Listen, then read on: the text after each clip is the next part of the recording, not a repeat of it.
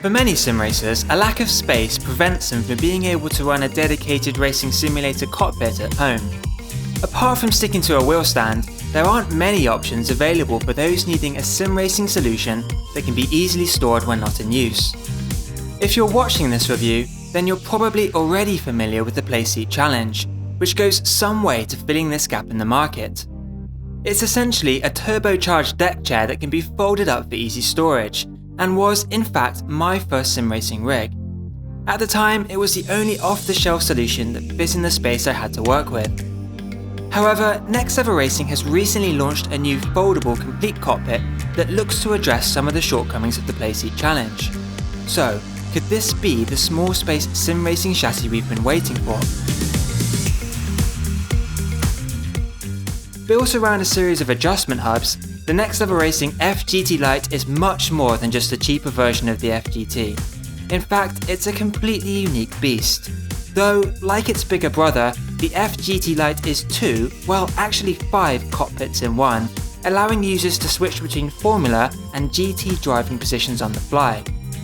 And at a retail price of £250 in the UK or $300 in the US, it certainly looks like a bargain to me. The first thing you'll notice when you pull the rig out of the box is how weighty it is, especially if you're jumping to the F-GT Lite straight from the Playseat Challenge or something similar. With a 25mm diameter, the powder-coated carbon steel tubing used on the F-GT Lite is beefier than on the Playseat Challenge, and it's the same thickness as the tubing used on Level Racing's more expensive rigs.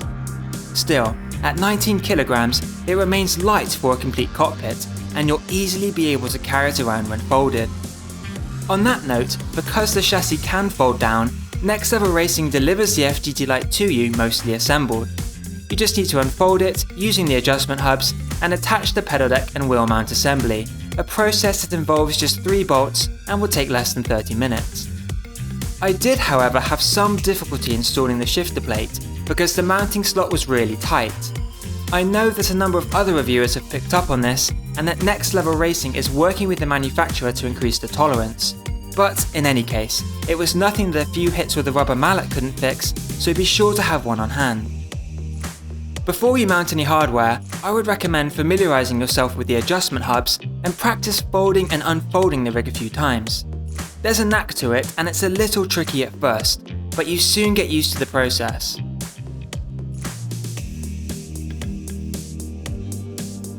Level Racing has also put together a useful tips and features video which explains the process really well, so you'll soon have it dialed into under 5 minutes. Check out the article or description below for a link to that video. Each adjustment hub comprises 2 or more interconnecting cogs that lock in place with a quick release mechanism. Level Racing has apparently been working on the design for over 2 years, and the result is quite impressive, with each hub able to withstand 150 kilograms of force, well beyond what most users will be putting through this cockpit. The hubs are strategically positioned at 8 points around the rig, which enables the F-GT Lite to fold down to a tiny footprint of just 75 by 40 by 87 centimeters. This means that it can be conveniently stored away in the corner of your room when not in use.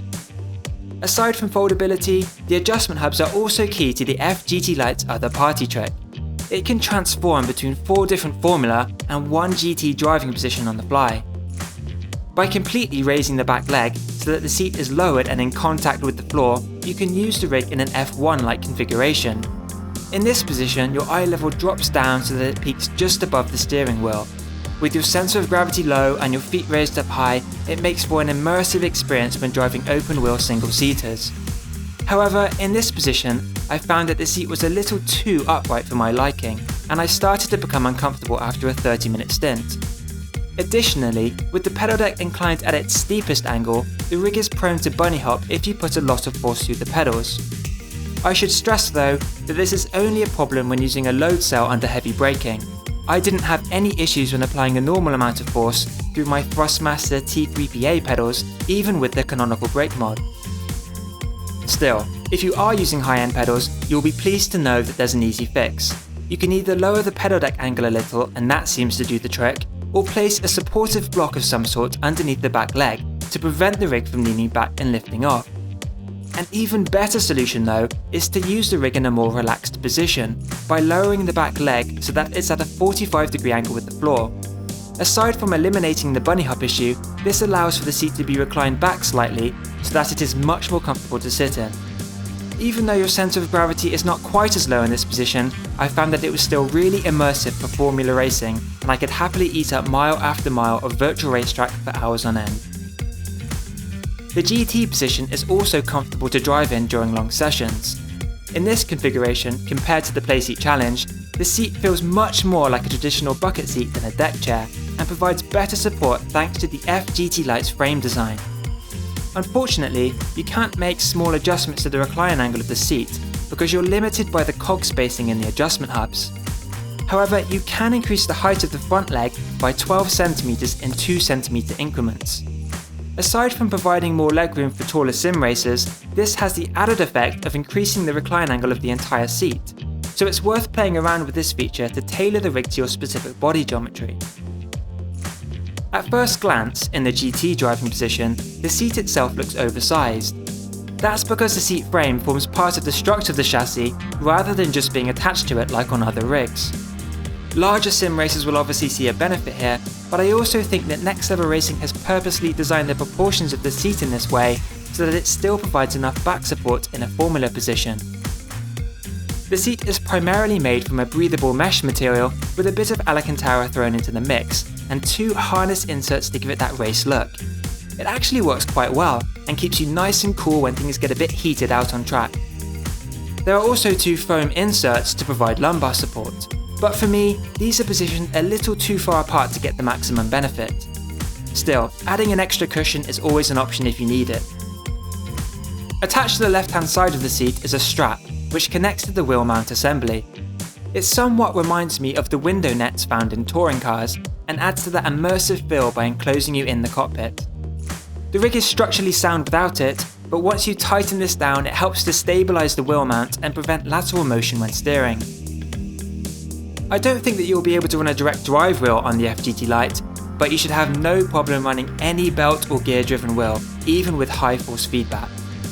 On that note, the wheel deck is substantial at 4mm thick and comes pre-drilled to fit most Thrustmaster, Logitech and Fanatec wheels.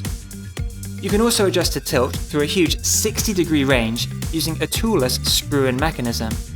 This is really easy to do on the fly and holds the wheel deck securely in place.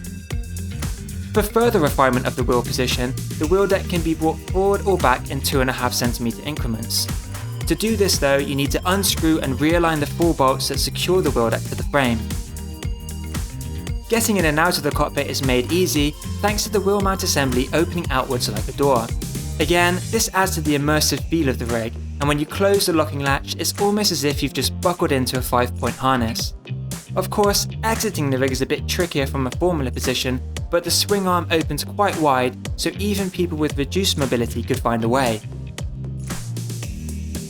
As you've probably realised by now, Next Level Racing has put a great deal of thought into the design of every part of the F-GT Lite, and the pedal deck is no exception. The 2 mountain bars slide smoothly along the rails of the frame to accommodate drivers ranging from 4 foot to 6 foot 6 inches. These lock in place without requiring any tools using the screw-in fasteners on either side. And unlike with the Playseat Challenge, you can hard mount your pedal set thanks to the pre-drilled slots, which also enable you to adjust your pedals further left or right. Since this rig doesn't have a centre post though, you won't go far wrong by mounting your pedals slap bang in the middle. Like the wheel mount, the pedal deck also has a wide range of angle adjustment, by simply tilting the supportive foot at the front. Impressively, there's almost no flex, and I found that the pedal deck remains super stable even while performing heel and toe manoeuvres and other quick footwork. At times when you are dancing around the pedals, you will most likely be changing gear using a H-pattern shifter. This can be attached to the F-GT Lite shifter mount that, unlike with the Playseat Challenge, comes as standard. The mount can be fixed to either side of the cockpit, and even though you can't refine the position further, it's situated so that gear shifting is comfortable in both GT and Formula configuration. As with the other mounting points on this rig, the shifter plate is pre-drilled to fit the most popular models. With my Thrustmaster TH8A mounted with 4 bolts, I found that there was minimal movement in the mount and I was able to confidently paddle through the gears without the shifter slipping. When I first heard that Next Level Racing was launching a foldable sim racing cockpit, I was excited to try it out, and now, having had the opportunity, I'm happy to report that I haven't been disappointed. This is a really underserved part of the market, with many sim racers eager to take their hobby to the next level, but without much space to work with at home. It's clear that Next Level Racing has carefully considered these requirements, and with the F-GT Lite, they've designed a rig that ticks all the boxes. That's not to say that this cockpit is perfect. The seat is obviously not quite as comfortable as a full bucket seat, for example, but it's easily the best foldable sim racing rig on the market today. So, whether you're just getting started in your sim racing career, or you're a seasoned veteran that needs an easily storable solution, I would definitely recommend the Next Level Racing F-GT Lite.